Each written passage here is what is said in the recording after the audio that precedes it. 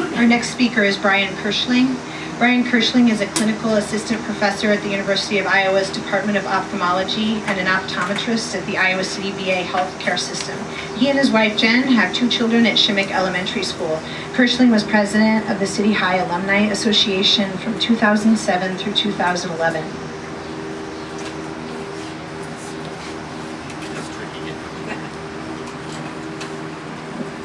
Thank you.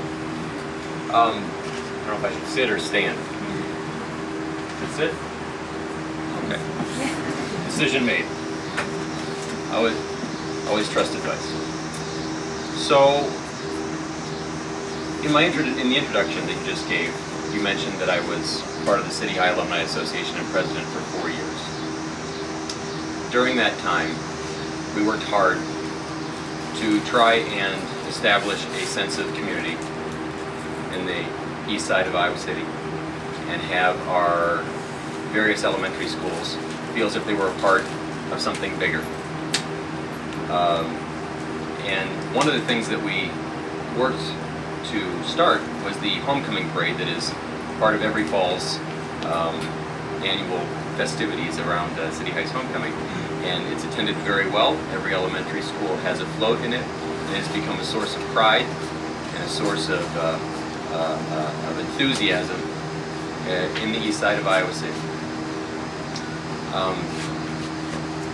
Since Hoover is the discussion that brought us all here, unfortunately, I feel like a wedge has been driven right into the heart of our east side community because of this big issue.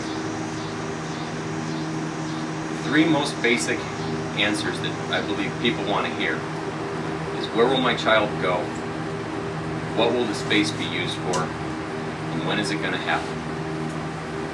I was not part of making this decision, but the decision has been made. Part of the reason why Hoover is so unique, well, and all of our elementary schools are so unique, is that we all define ourselves in our own special way. Step back and look at the term neighborhood schools. Neighborhood school. What actually is a neighborhood school? Is it walkability? Is it sense of community? Is it size? I feel that with the neighborhood school philosophy, every school defines its neighborhood differently. I believe the biggest part of a neighborhood school philosophy is a sense of community within that neighborhood. I do believe that if going forward, actual enrollment matches enrollment projections, that if Hoover were to close, then it's essential that we make sure that those communities of peer groups and individuals that your children feel comfortable with are kept intact. One of the other reasons why I am running is because of a great sense of inequity in our schools, not just in the facilities, but also in the classroom experience. At Hoover, there has been very few facility projects over the last decade, leaving Hoover in a position where it needs quite a bit done at this point in time. We have this unique opportunity right now in our district to look ahead to the next 40 years of our community and what is valuable to us. I would like to see us not let this opportunity pass by. I believe in making data-driven decisions with measurable results. Part of data-driven decisions is evaluating data as it becomes available, re-evaluating data as it becomes available. I am a clinician. Many times I have patients that come in that we decide to do one thing and we have to back up and decide to go a different route.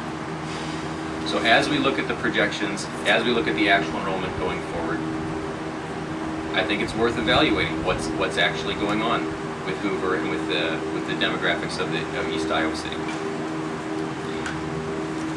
One of the greatest things that I see and that I've learned throughout this entire district, every corner, is a crisis of confidence that we have in our.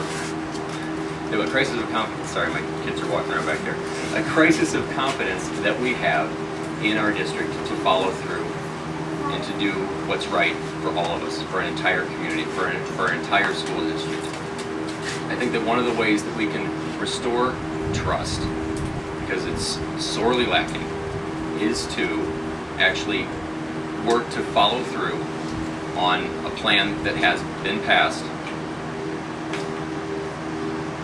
and to take the opportunity to move forward and commit to the future of our district. I came up with 7 specific criteria for what it would take for me to consider closing a facility or voting to close a facility. Many of you may have already read my 7 specific criteria.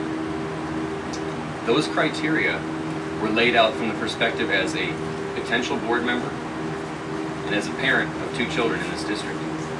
What would I want to hear or know if my child's facility was being spoken of as a possible closure? Of those 7 criteria, I do not feel that we have adequately had a transparent decision-making process from the beginning. A transparent conversation with the families and the neighborhoods and the teachers that are involved in that should be involved in that conversation. Going forward, I think it is up to the future board to make sure that every step of the way we have a transparent process that includes the parties that are involved and the entire district. But I do believe that if we make every single decision going forward with the best interest of the entire district in mind, then that is critical to the overall long-term health of our community.